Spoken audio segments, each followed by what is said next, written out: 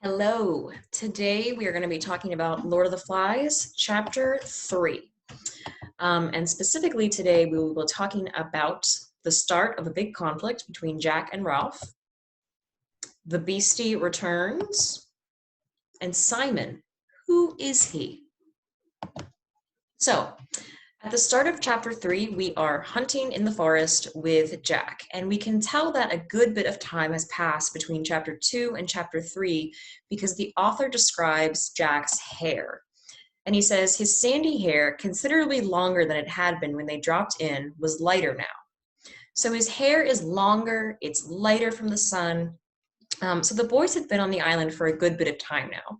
And we don't know exactly how long. I would say maybe a month, give or take. But, you know, a good bit of time for being stranded on an island by yourself. And so Jack is hunting in the forest, and we get a description of the way he's moving and the way he is hunting through the forest, and it's very intense. The author describes his movements as dog-like. He's uncomfortable on all fours, yet unheeding his discomfort. Later on, he's described as ape-like as he moves through the forest. So he's really getting down and dirty trying to hunt these pigs.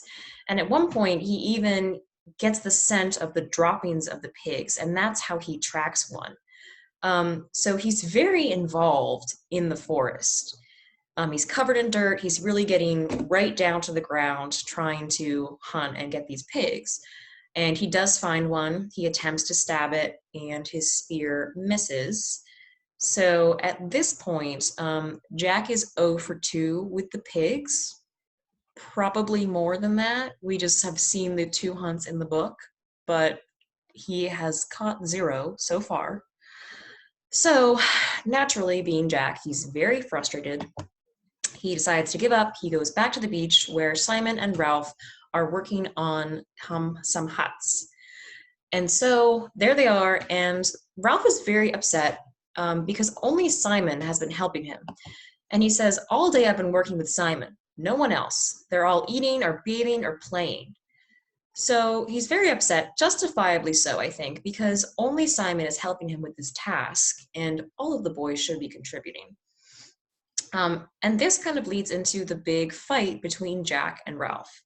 So Ralph's thinking that everyone should be helping with the huts, including Jack, and Jack is thinking that, no, I should be hunting. And so we're going to take a closer look at that little chunk of text because there's some very significant things that happen within that argument. So here we go. Jack flushed. We want meat. Well, we haven't got any yet, and we want shelters. Besides, the rest of your hunters came back hours ago. They've been swimming. I went on, said Jack. I let them go. I had to go on. He tried to convey the compulsion to track down and kill that was swallowing him up. I went on. I thought, by myself. The madness came into his eyes again. I thought I might kill. But you didn't. I thought I might. Pause.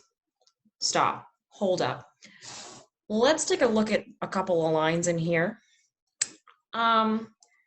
So, Jack. He lets the hunters go. He wants to hunt by himself. He's super determined. He tried to convey the compulsion to track down and kill that was swallowing him up. Is anybody else concerned? Because I am worried sick about this boy. Okay? In the beginning, whenever Jack wanted to hunt, you know, he was very powerful and he wanted to lead and show everyone that he could do it. But this is a change. Okay, he's not just looking to hunt for food. He's not just looking to show off his power. He has this compulsion to kill that was swallowing him up. And we talk about the madness in his eyes. I thought I might kill. I'm worried about this boy, okay? There has been a clear change since chapter 2 where he wanted to be leader, wanted to hunt, but also, you know, was not this intense about killing. So we see this definite change in Jack. All right. And Ralph is pretty calm, just pointing out the facts, you know, we haven't got it yet. you didn't. And he's not wrong. And then we see an escalation from Ralph also. Some hidden passion vibrated in Ralph's voice, but you haven't yet. His invitation might have passed as casual were it not for his tone.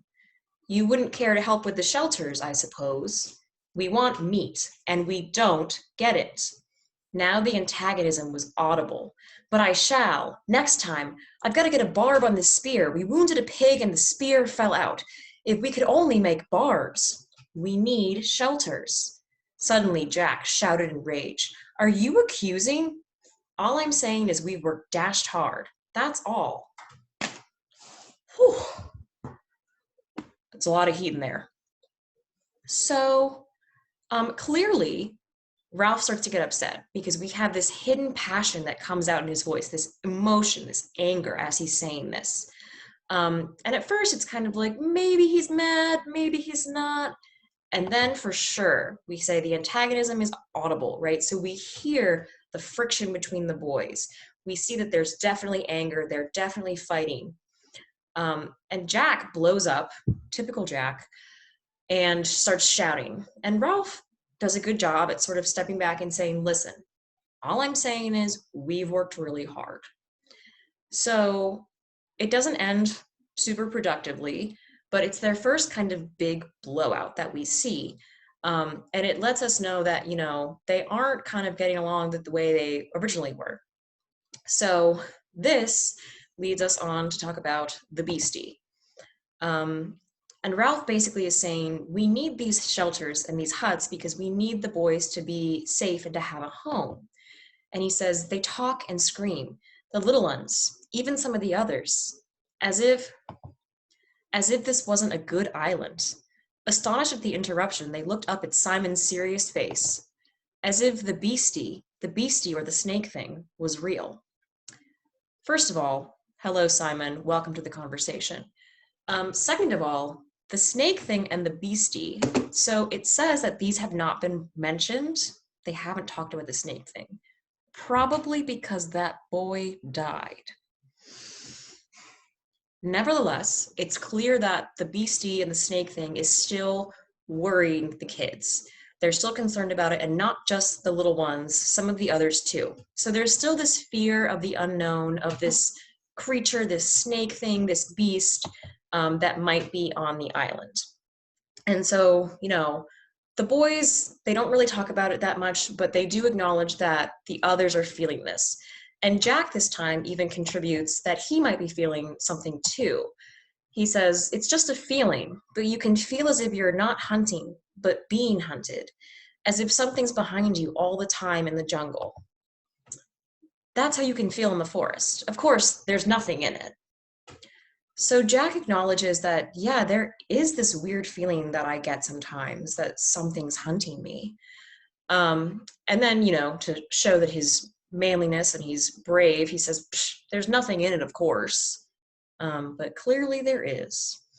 So we know that the beastie is still a concern for the boys. It's not mentioned as much, but they're all still very upset about it, especially the little ones. And even Jack now has said, there's definitely something going on in the forest. There's definitely a feeling that I get that we're not alone here.